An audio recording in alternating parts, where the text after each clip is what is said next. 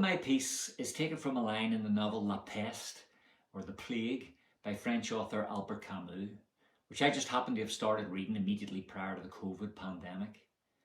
This title, Seul, sous grande, indifference du ciel, translates as Alone under the vast indifference of the sky, which I think for many people summed up that period of COVID.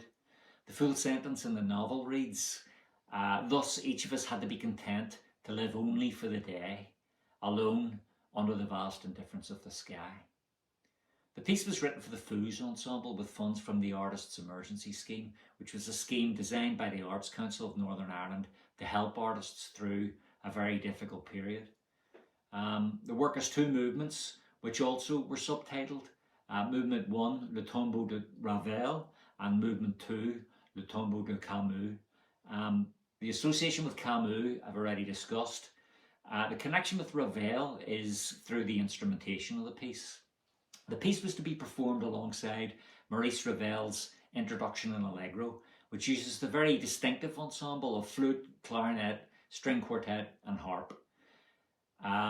This is a piece that's been so important to me since the 1990s, and so I borrowed this combination of instruments for my piece, albeit using the lower winds, so the alto flute and the bass clarinet.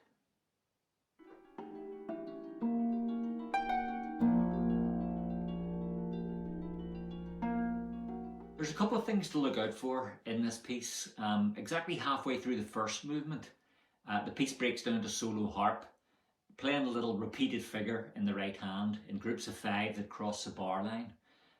It's a fragment of an octatonic scale, so semitone, tone, semitone, and so on. And it's one of those figures that sounds really good on the harp. And then the harp brings in a melody in harmonics with the left hand, so in the bass. And this builds to a climax with the strings entering and then the wind. In the second movement, perhaps you should look out for a little gesture that keeps returning to the piece, almost like in a rondo. It's a chord built up with staggered entries, and each time it returns, it's in a slightly different guise.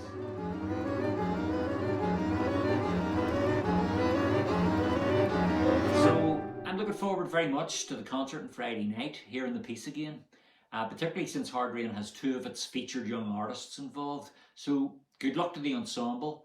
And if it isn't too early, my very best wishes to the ensemble for the festive season.